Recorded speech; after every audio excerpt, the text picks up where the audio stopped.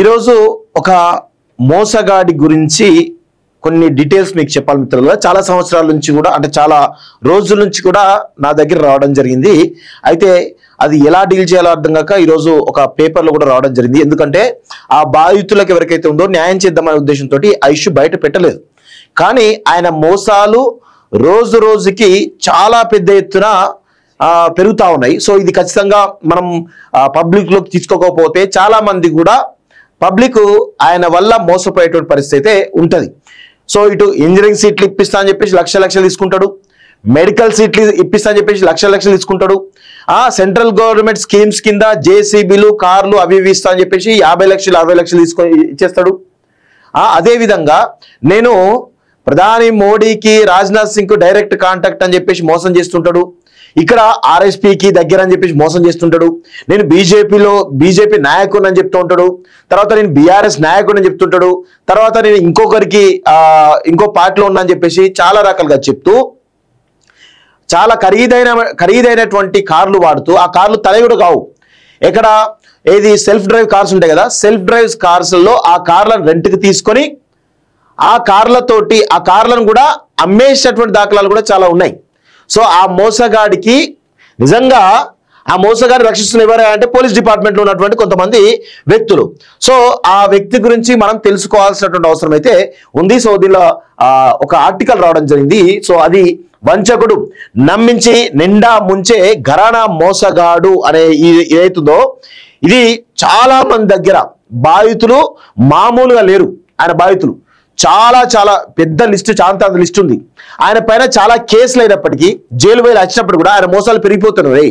So అలాంటి మోసగాడిని దయచేసి తెలంగాణలో ఎవరికైనా కనపడ్డా కానీ ఈ మోసగాడు ఎవరైతే ఉన్నారో ఆ మోసగాడిని గుర్తుపట్టండి, ఆయనను దయచేసి దగ్గర రానేయకండి అని చెప్పేసి కూడా ఈరోజు ఉన్నాను. సో చూడండి, వంచకుడు నమ్మించి నిండా ముంచే ఘరానా మోసగాడు, బీజేపీ పేరు చెప్పి లీడర్ల నెంబర్లు చూపి లక్షల్లో చీటింగ్, స్కీమ్ల పేరు చెప్పి కోట్ల రూపాయలు కొల్లగొడుతున్న వైనం, నైట్ వాచ్మెన్ డ్యూటీ, పగలు జనాల్ని ముంచేటువంటి పని.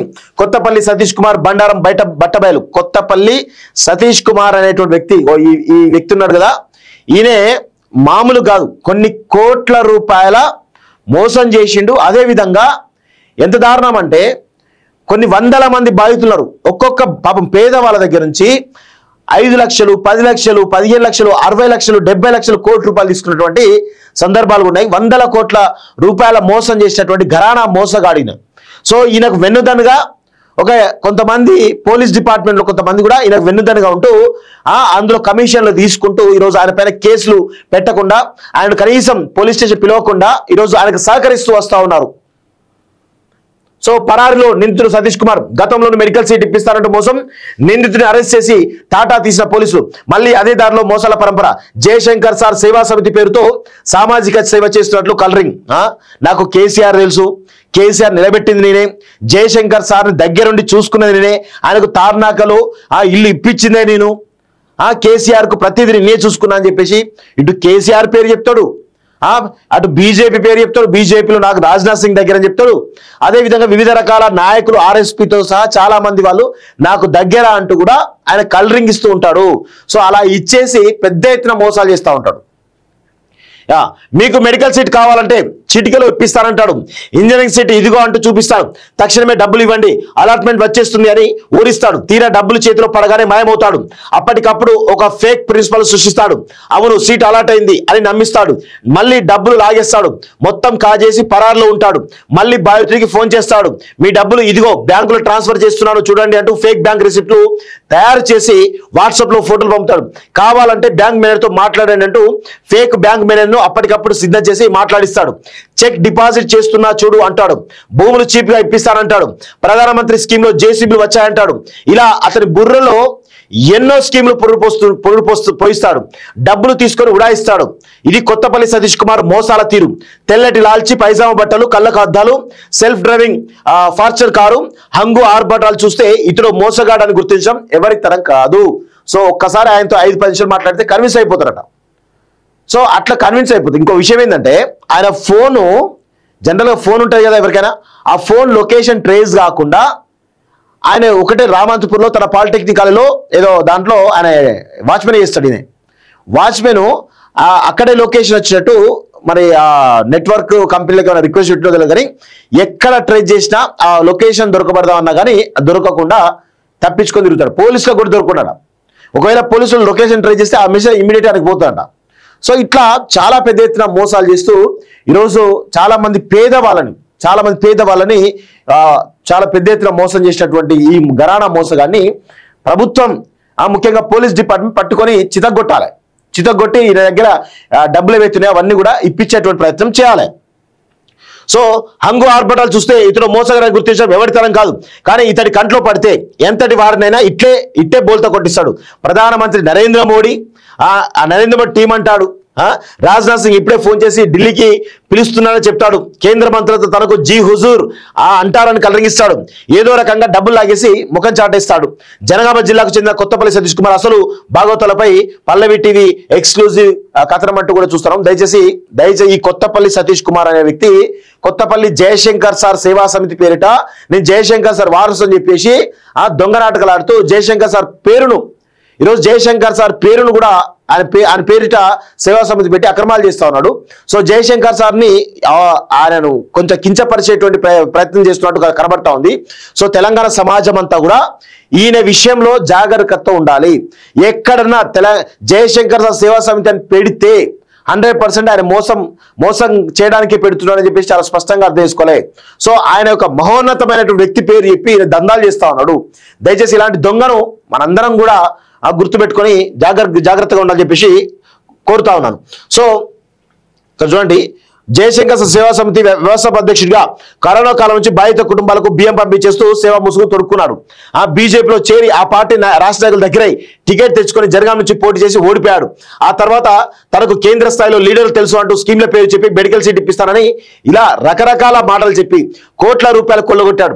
తన మోసాలు బయటకు రాకుండా ఒకరిద్దరు పోలీసు అధికారులు మచ్చిక చేసుకుని దత్తంగా నడిపిస్తాడు. అయినా గతంలో ఒకటి వెలుగులోకి రావడంతో పోలీసులు అరెస్ట్ చేసి చీటింగ్ బుక్ చేశారు. ఇప్పుడు ఇతర మోసాలు ఒక్కొక్కటిగా బయటపడుతున్నాయి అంటూ చూస్తా ఉన్నాం. సో తెలంగాణ బీజేపీ నుంచి పోటీ చేసిండు, ఓడిపోయిందట. సో తెలంగాణ బీజేపీ నుంచి కూడా పోటీ చేసిండంటే ఏ విధంగా బీజేపీ నాయకులు మభ్యపెట్టిండు, ఏ విధంగా వాళ్ళను వాడుకున్నాడు అనేది ఒకసారి బీజేపీ నాయకులు ఆలోచించుకోవాలి. ఇలాంటి నాయకులను దయచేసి ఎంకరేజ్ చేయకండి. ఇలాంటి వాళ్ళపైన కేసులు పెట్టండి. కేసులు పెట్టి లోపలిస్తే కానీ ఈరోజు కేంద్ర హోంశాఖ సహాయ మంత్రిగా బండి సంజయ్ ఉన్నారు. ఇలాంటి మోసగాళ్లపైన దృష్టి పెట్టమని చెప్పేసి ఈరోజు కాలేజ్ టీవీ తరఫున కోరుతాం. ఇలా పెట్టడం వల్ల మీ బీజేపీ పార్టీకి కొంత మేలు జరుగుతుంది, అదేవిధంగా బాధితులు కూడా న్యాయం చేసినట్టయితే అని చెప్పేసి కూడా కోరుతా ఉన్నాం. మోసాల చిట్టా ఇలా చూడండి, మెడికల్ సీట్ ఇప్పిస్తానంటూ బాధితుడి నుంచి 45 లక్షల రూపాయలు తీసుకున్నాడు. సీట్ ఇప్పించకపోగా బాధితులు బ్లాక్మెయిల్ చేయడం మొదలుపెట్టారు. తీరా మోసపోయిన గమనించిన సదరు బాధితులు సైబర్ క్రైమ్ పోలీసులు ఆశ్రయించగా అతగాన్ని అరెస్ట్ చేసి జైలుకు పంపించారు. జైలుకు పోయి 2 నెలలు ఉండి వచ్చిన తర్వాత మళ్ళా మోసాలు అదేవిధంగా ఇంకా ఘోరంగా స్టార్ట్ చేసిండు. 6 జేసీబీ చీఫ్ గా ఇప్పిస్తానంటూ సూర్యాపేట జిల్లా తెంగుతుర్తి నియోజకవర్గం మధ్యరాల గ్రామానికి చెందిన వల్లెపు లింగయ్య అనేటువంటి వ్యక్తి ఏప్రిల్ 2024లో 60 లక్షలు కాజేశాడు. బాధితుడు ఒత్తిడి చేయడంతో ఈసీఐలోని విద్యాసాగర్ అనే వ్యక్తిని పిలిపించాడు. ఇదిగో క్యాష్ ఇస్తున్నా అంటూ ఒకసారి, ఇదిగో చెక్ ఇస్తున్నా అంటూ ఒకసారి ఆర్టీ చేసి కొడుతున్నా అంటూ బుడ్డి కొట్టించాడు. పోలీసులను ఆశ్రయిస్తే నీ డబ్బులు పోతాయంటూ మళ్ళీ బాధితుడిని బ్లాక్మెయిల్ చేశాడు. ఇతగాడి వ్యవహారం గమనించిన లింగయ్య మధ్యరాల పోలీసులకు కంప్లైంట్ చేయగా సదరు చీటర్ పోలీసులకు డబ్బులు ఇచ్చి మేనేజ్ చేశాడు. తర్వాత ఉప్పల్ పోలీసులు ఆశ్రయించిన అదే ఫలితం. సో పోలీసులను కూడా మేనేజ్ చేస్తున్నారు. ఈయనకు 2-3 సిఐలు ఆయన డైరెక్షన్ నడుస్తారట. సో చూడండి, ఉప్పల్లోని ఇన్స్పెక్టర్ గా పనిచేసినటువంటి ఎలక్షన్ రెడ్డి, మేడిపల్లిలో సిఐగా పనిచేసినటువంటి మరో రెడ్డి ఒక ఏఎస్ఐలతో చేతులు కలిపి బాధితులు బెదిరించడం ప్రారంభించాడు. మోసం చేసిన డబ్బులో కొంత వాటా పోలీసులకు ఇస్తుండటంతో నిందితుల వైపు నిలబడి బాధితులను బెదిరించడం స్టార్ట్ చేశారు పోలీసులు. దీంతో బాధితులు సతీష్ కోసం వెతకగా పాలిటెక్నిక్ కాలేజీలో కంటపడ్డాడు. డబ్బులు ఇవ్వాలంటూ బాధితులు డిమాండ్ చేయగా అప్పటికే లంచాలు తీసుకున్న పోలీసులు నిందితుని కిడ్నాప్ చేశారంటూ బాధితులపైనే కిడ్నాప్ కేసులు నమోదు చేశారు. ఘటన జరిగింది రామంతపూర్లో కాగా కేసు నమోదు చేసింది మేడిపల్లి పోలీసులు. తర్వాత ఉప్పల్కు ట్రాన్స్ఫర్ చేసి మోసపోయిన బాధితులే అరెస్ట్ చేయించాడు సదరు చీటర్. అయినా బాధితులు పట్టువదలని విక్రమార్కుల అతను నిలదీయడంతో బాధితులకు బాండ్ పేపర్ రాసిచ్చాడు. కొద్ది రోజుల తర్వాత ఫేక్ చెక్కులు ఇచ్చాడు. మరికొద్ది రోజుల తర్వాత ఫేక్ బ్యాంక్ రిసిప్ట్లు ఇచ్చి చిక్కకుండా తిరుగుతున్నాడు అంటూ చూస్తా ఉన్నాం. సో ఇంత దారుణంగా పోలీసులు ఎవరైతే ఈ చీటర్ ఉన్నాడో ఈ చీటర్ని దొరకబట్టి లోపలేక ఎవరైతే ఈ చీటర్ దొరకబట్టినో వాళ్ళపైన కేసులు పెట్టి ఆ బాధితులు ఎవరుతున్నారో వాళ్ళనే జైలు పంపించినటువంటి ఘటనలు ఉన్నాయి. ఈరోజు ఈ రాష్ట్రంలో సగం కంటే ఎక్కువ క్రైమ్లు కొంతమంది అవినీతి పరులైనటువంటి అక్రమార్కులైనటువంటి పోలీసులు పోలీసులు అండతోటే ఈరోజు క్రైమ్ రేట్ పెరుగుతూ ఉంది. పోలీస్ డిపార్ట్మెంట్లో కూడా చాలా మంది చీటర్లు ఉన్నారు. డబ్బుల కోసం నేరగాళ్ళకి సపోర్ట్ చేస్తూ ఈరోజు బాధితులను చాలా మంది పేదల పొట్టగొడుతున్నారు కొంతమంది పోలీసు డిపార్ట్మెంట్, కొంతమంది మాత్రమే. సో ఇలాంటి వాటిని ఏం చేయాలి? తీసుకుపోయి బుక్కలేయాలి కదా, వేయకుండా రివర్స్ ఇంకా ఇదే చేస్తూ ఉన్నారు. సో చూడండి, ఇక మోసం నెంబర్ 3. ఉప్పల్ పరిసర ప్రాంతాల్లో మైపాల్ రెడ్డి అనే వ్యక్తి కొడుకి టికెట్ ఇప్పిస్తానంటూ 13,50,000 తీసుకున్నట. సో ఇది ఒకటి. మోసం నెంబర్ 4. లాంగ్ డ్రైవ్ కారును అద్దెకు తీసుకొని సదరు చీటర్ కొత్తపల్లి సతీష్ ఆ కారును తాను కొన్నానంటూ నమ్మబలికి తక్కువ ధరకే మరో బాధ్యత కట్టబెట్టారు. ఆ కారును ఉప్పల్ పోలీసు సాయంతో లాక్కొని లాంగ్ డ్రైవ్ సంస్థకు అప్పగించేశారు. అర్థమైంది కదా? లాంగ్ డ్రైవ్ కారును రెంట్కి తీసుకొని అది నాదే అని చెప్పేసి వేరే వాళ్ళకి అమ్మేసిందట. మోసం నెంబర్ 5. మీ అల్లుడికి ప్రభుత్వ ఉద్యోగం పెట్టిస్తానంటూ మరిపేట బంగ్లాకు చెందిన కసరబోయిన భిక్షం అనేటువంటి వ్యక్తి వద్ద మీ అల్లుడికి ప్రభుత్వ ఉద్యోగం ఇప్పిస్తానంటూ 10 లక్షలు కాయేశాడు. ఓకే, ఇదొకటి. మోసం నెంబర్ 6. ఉద్యోగం పేరుతో మహిళకు టోకరా. మరిపేట బంగ్లా మండలానికి చెందినటువంటి మరో మహిళ ఈ మాయగాడి చేతిలో చిక్కింది. మీ కొడుక్కి ప్రభుత్వ ఉద్యోగం పెట్టిస్తారంటూ సదరు మహిళ వద్ద 4 లక్షలు. ఓకే. మోసం నెంబర్ 7. సొంత కాలేజ్ ప్రిన్సిపల్ కే కుచ్చుటోపి. అంటే ఈయన రామంతపూర్ పాలిటెక్నిక్ కాలేజీలో ఎవరు వాచ్మెన్ డ్యూటీ చేస్తున్నాడు. ఆ పాలిటెక్నిక్ కాలేజ్ ప్రిన్సిపల్ నే మోసం చేసినట. కొత్తపల్లి సతీష్ తండ్రి రామంతపూర్ పాలిటెక్నిక్ కాలేజీలో పనిచేసేవాడు.